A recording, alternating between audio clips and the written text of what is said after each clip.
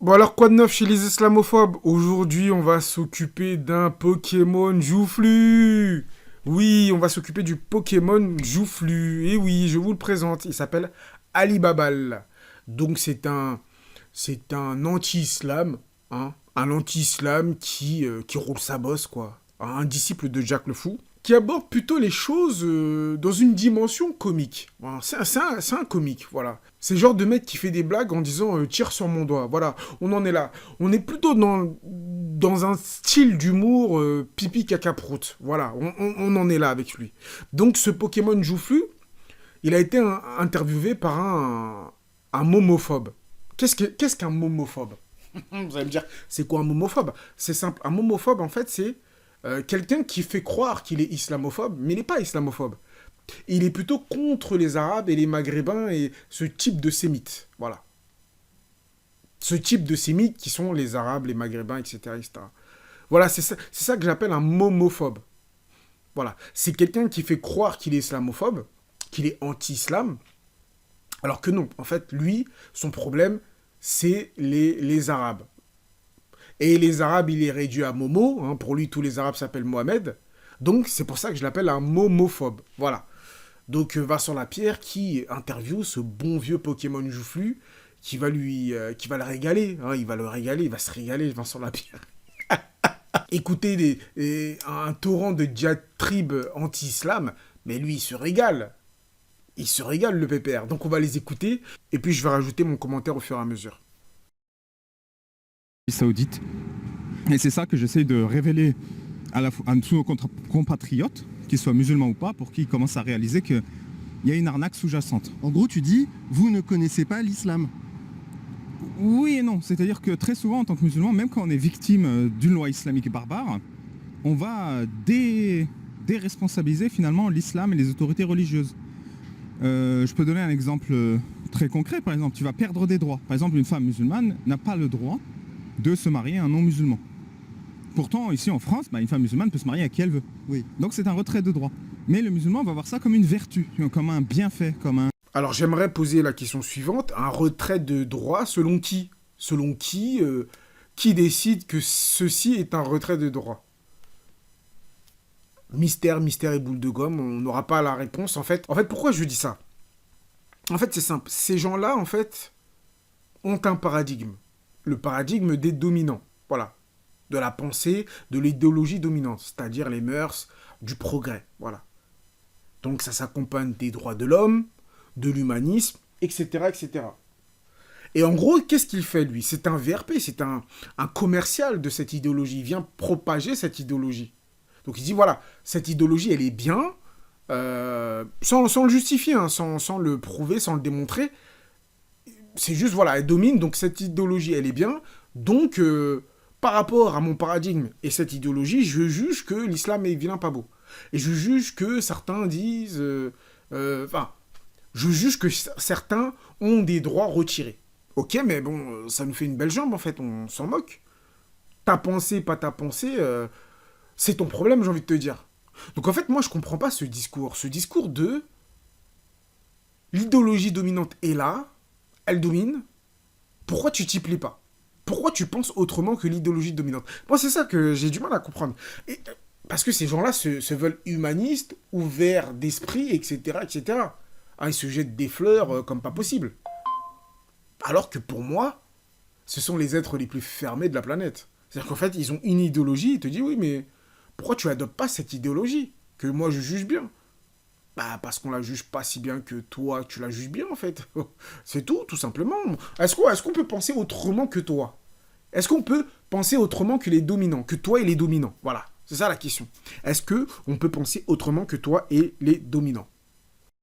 Et les musulmans, du coup, vont s'habituer petit à petit à ce que par la loi islamique, la charia, qui est transmise souvent soit par les autorités religieuses, que ce soit des imams, des savants, le gouvernement, parfois même tes parents, tes grands-parents, il va s'habituer à ce qu'on lui retire des droits, ce musulman.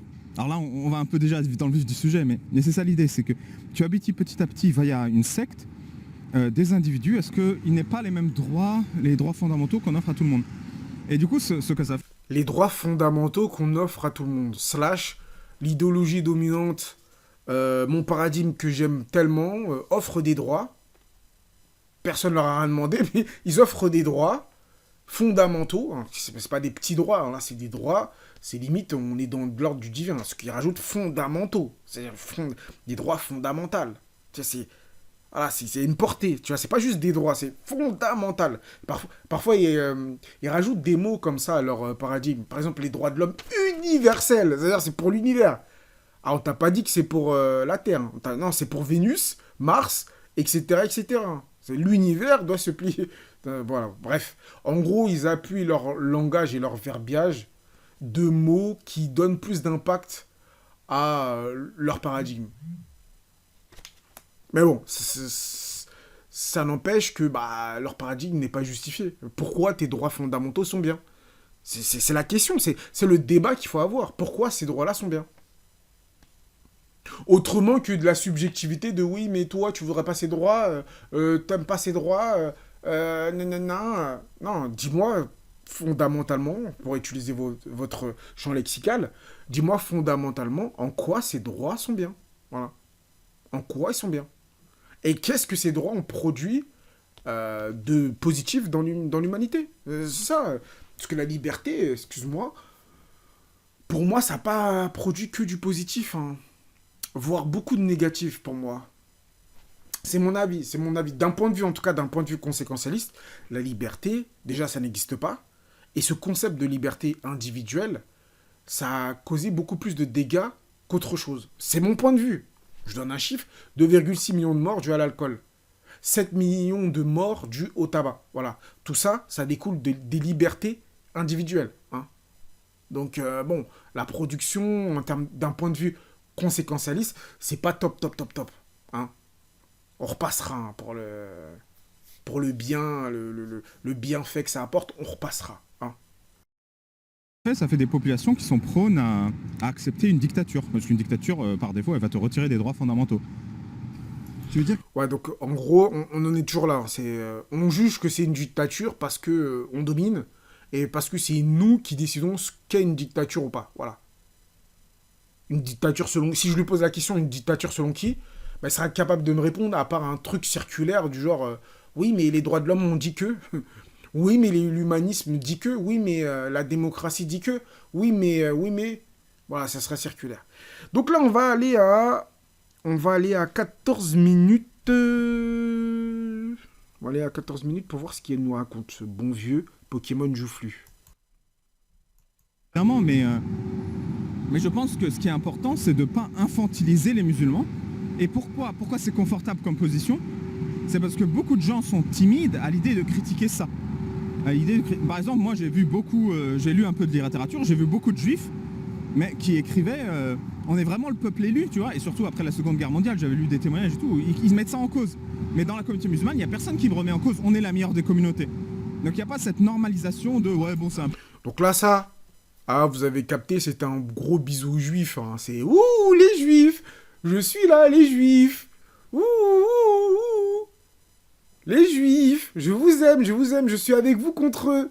Hein, oui, bien sûr, vous inquiétez pas, les juifs, je ne vais pas vous critiquer, je vais critiquer les musulmans. Hein. La circoncision, je vais la critiquer que dans l'islam, je vais jamais la critiquer dans le judaïsme, bien sûr. Allez, bien sûr. Donc voilà, là, c'est un gros bisou aux juifs. Hein. D'après lui, il n'y a aucun musulman qui a remis en cause le fait que la Oumma soit la meilleure des communautés, parce qu'en fait, il oublie un petit parti du verset, parce qu'ils interdisent le blâmable et ordonnent le convenable.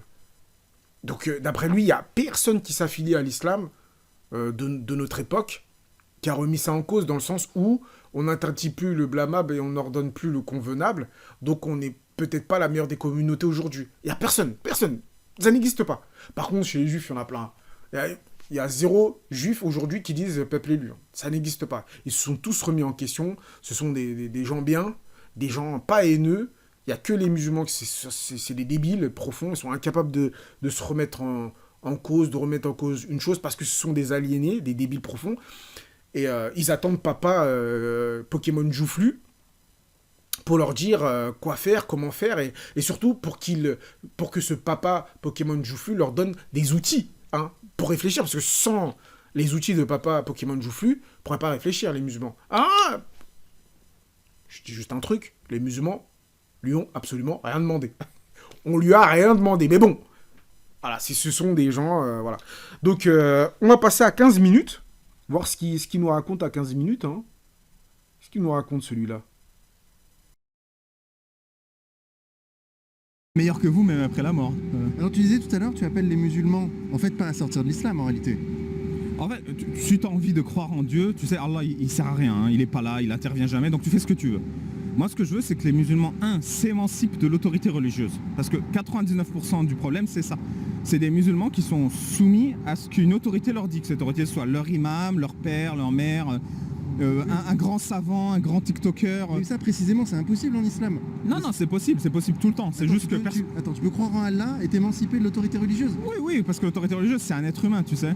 Oui, Après, mais... si tu veux croire en Shrek, en Spider-Man, je m'en fous. Mais il faut désacraliser tout ça. Et le deuxième point, c'est amener les musulmans à aimer leurs droits et leurs libertés plus que tout. Moi, je pense que c'est ça la solution. Ça passe vraiment par l'éducation. Et je vais te donner des exemples concrets. Pour faire de l'Égypte un trou, il a fallu 2 générations. Alors là, on l'a entendu, ce bon vieux Pokémon Joufflu qui nous dit... Vincent Lapierre, le momophobe par excellence avec ses micro-trottoirs à la con, lui pose la question, mais en fait, toi, tu veux pas que les musulmans apostasient, en gros. Et là, il dit, oh, mais en fait, ils font ce qu'ils veulent, mais en fait, moi, ce que je veux, c'est qu'ils s'émancipent de leur autorité. En fait, en gros, il est flou. Et il a fait un débat avec, comment ça s'appelle, avec Marvel Fitness. Et Marvel Fitness, tout le fil rouge, le fil conducteur du débat, il lui posait la question suivante. En fait, la vidéo, c'était la question du fil rouge de cette vidéo, c'était qu'est-ce que tu veux en fait? Quel est ton but? C'est quoi? Est-ce que tu veux faire apostoliser les musulmans? Et à chaque fois qu'il posait cette question-là, Marvel à ce Pokémon Joufflu, mais à chaque fois, il répondait pas. Il était flou. Il disait bon, bah, si tu as envie de penser ça, oui, je veux les émanciper de de l'autorité. Ah, bah oui. Mais c'est sûr que les musulmans t'ont attendu. Et à chaque fois, en plus, hein, dans cette vidéo, il n'arrête pas de dire oui, les musulmans sont intelligents. Mais ils sont tellement intelligents qu'ils ont besoin de toi pour les émanciper de l'autorité religieuse. Et avec quoi il émancipe les musulmans de l'autorité religieuse? Avec l'autorité religieuse. Bam, bam, bam, bam. Voilà. C'est-à-dire qu'en fait, il présente un texte qui, lui, juge vilain pas beau, qui aurait le potentiel de, lui, le faire apostasier. Il veut surtout pas que le musulman il apostasie. Oh non, non. Oh non, non, non, non, non, non. Donc il présente ce texte. Ensuite, le musulman va refuser le texte, parce que le musulman, comme en règle générale, il ne connaît pas ces textes, et c'est ce qu'eux, ils disent tout le temps. D'ailleurs, on peut questionner leur méthodologie par rapport à ça. Ensuite, le musulman va refuser le texte parce que, bon, il a un peu les mœurs de l'Occident. Et lui, il va dire, attention, il y a l'autorité religieuse, un tel savant a dit, le prophète a dit, c'est un hadith, voilà, les 4 écoles sont d'accord, etc., etc., voilà. Donc, en fait, il combat l'autorité religieuse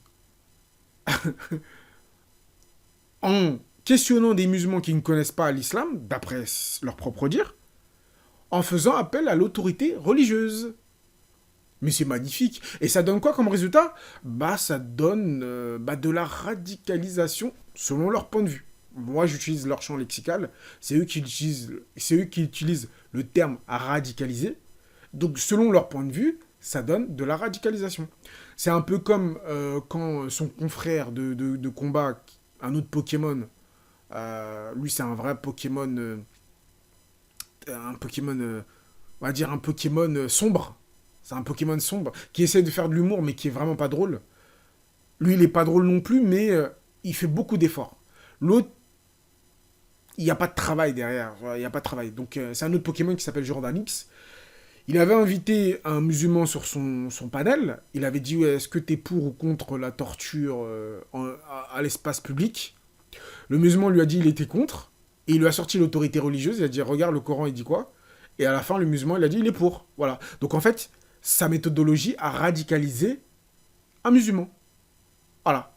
Donc, en fait, ce qu'ils font, c'est radicaliser les musulmans. Parce qu'en fait, Si les musulmans ne les dérangent pas dans le quotidien, si, d'après eux, ce qu'ils répètent à longueur de journée, ils sont meilleurs que leur texte, d'un point de vue moral, ils connaissent pas leur texte, ils sont meilleurs que leur texte, ils les dérangent pas dans le quotidien, à quoi bon sert de leur présenter les textes? Ça sert à quoi?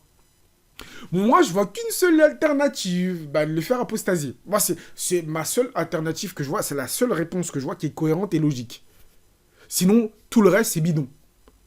Donc, ils te dérangent pas au quotidien. Ils sont meilleurs que leurs textes. Et la plupart ne connaissent pas leurs textes. À quoi ça sert de leur faire connaître les textes que toi, tu juges vilain pas beau? Ça n'a aucun sens. Et en plus, il y a deux alternatives. Soit, ils vont rejeter leurs textes. Bon, bah, t'auras mis un coup d'épée dans l'eau, parce que ça n'aura rien changé à leurs conditions. Ça aura été toujours des... Ils resteront encore des musulmans meilleurs que leurs textes d'après toi. Donc, tu fais un coup d'épée dans l'eau, donc ça sert à rien. Ou soit, tu risques de radicaliser des gens. C'est-à-dire que la personne qui était meilleure que ses textes va devenir aussi mauvais que ses textes. Voilà où mène ta méthodologie. Ça n'a absolument aucun sens. Aucun sens. Donc on va là à 20 minutes.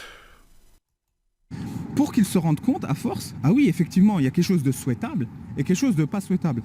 Et je répète, c'est un miracle. L'islam, c'est un miracle. Pour arriver à une population qui est complètement soumise, il faut que personne, pendant 30, 40 ans, n'apporte la moindre contradiction. Et comment on faisait ce miracle avant? Chaque fois que quelqu'un faisait la contradiction, on le traitait de mécréant et on l'exécutait. C'est-à-dire peine de mort. Et donc moi j'essaye de faire... Maintenant on a de la chance, on est en France, il n'y a pas de peine de mort pour le mécréant. Alors dire qu'il n'y a pas eu de contradiction, c'est faux. À travers l'histoire, on peut voir, lisez les histoires des savants, des grands savants musulmans. Il y a eu des contradictions, il y a eu des débats. Et ça regorge, de toute façon toute l'histoire de l'islam regorge de débats entre les théologiens chrétiens, etc. Ça regorge de débats. Voilà, il n'y a que des débats. Donc dire que ça n'a jamais été critiqué, c'est faux. C'est juste que maintenant, les mœurs ont changé. Le dominant a un axe idéologique qui se nomme... Le dominant a un axe idéologique qui se nomme le progrès. Et d'après ce progrès-là, d'après ce modèle du progrès, il est évident que l'islam est vraiment antinomique. L'islam est vraiment, pour le coup, en totale opposition à cette idéologie. C'est totalement le contraire du progrès. L'islam présente un paradigme, une jurisprudence, un espoir. Voilà. Il gère l'aspect social, etc., etc. Mais il y a des limites. Il y a des limites dans l'islam. Par contre, le progrès, il y a zéro limite. S'il y a des limites, donnez-moi les limites du progrès. Pourquoi je dis il n'y a pas de limite? Parce que si demain le progrès estime que la science a prouvé que le chien pouvait donner son consentement pour un rapport S, eh ben les gens se marieront et auront des rapports S de manière consentante avec leur chien. Et personne ne pourra l'interdire car c'est le progrès. Et c'est pour ça que je pose la question, d'où je pose la question, où est la limite du progrès? Où est la limite du progrès? Donc en gros, cet individu vient avec le progrès, vient avec aussi rien, parce que c'est un athée, donc il propose rien. Là, après la mort, il n'y a rien. Donc en fait, je ne sais même pas pourquoi il fait toute cette propagande. Ça n'a aucun sens. Du point de vue de son paradigme, ça n'a absolument aucun sens. Donc je ne sais pas pourquoi il présente tout ce projet. Aucun sens, mais bon. Il vient avec le progrès, mais son progrès lui-même, il ne sait même pas où il va aller, son progrès. Parce qu'il n'y a pas de limite à son progrès. Ça a commencé comment? Ça a commencé au début, on se moquait des homosexuels, de la cage aux folles, haha, trop drôle et tout. Mais ils étaient très minoritaires, il n'y avait pas cette propagande LGBT. Et aujourd'hui, c'est devenu carrément un organisme puissant, quoi. Tu peux même plus parler, parce que sinon tu te fais taper sur les doigts. Et où sera la limite? On n'en sait rien, en fait. Donc, on va aller à 17 minutes, hein, j'avais oublié 17 minutes. Voilà, 17 minutes, qu'est-ce qui se passe à 17 minutes? Moi, je veux que ces gens-là, il y a quelqu'un qui a un contre-discours et qui leur dise, écoutez les gars, vous êtes français, vous habitez en France, il y a des règles, il y a des droits et des libertés. Ces droits et libertés, Puis il y a une vous culture. en jouissez. Il y a une culture française. Oui. Et vous en jouissez. Vous en jouissez. C'est-à-dire que ces droits et ces libertés, vous savez que vous les avez pas au pays. Mes parents, ils savent qu'en France, il n'y a pas de sécurité sociale en Syrie. Il n'y en a jamais eu. Même notre famille, on les amène en France pour se faire soigner parce qu'on sait que la France soigne, tu vois. Et donc, si vous n'arrivez pas à réaliser ça, à l'intégrer... Mais j'ai pas compris. En islam, t'as pas le droit de te soigner? C'est interdit de se soigner? C'est un droit exclusif à la France de se soigner? Là, tu parles plutôt de la technologie, du niveau technologique et de développement. Parce que là, si tu parles de droit, ça n'a absolument aucun sens. Donc, je ne sais pas de quoi il parle. Donc, on va couper court à cette vidéo. Hein. Donc, vous avez bien compris que ce monsieur Joufflu raconte n'importe quoi. Et en fait, le fil rouge de son discours, c'est j'aime un paradigme, le paradigme qui domine, qui s'est installé en faisant des massacres et la guerre, comme toutes les idéologies. Hein, l'islam n'est pas une exception à la règle dans cette chose-là. Parce que qu'on le veuille ou non, et c'est humain, c'est un sentiment humain, le bien s'impose. Que ce soit par la violence ou pas par la persuasion, ou etc., etc., le bien s'impose. C'est comme ça, c'est naturel. On pourra dire tout ce qu'on veut. Non, mais c'est pas bien, ce truc. Oui, les gens, ils disent ça maintenant parce qu'il y a de l'argent, parce que ils vivent de manière décente, parce qu'ils meurent pas de faim, etc., etc.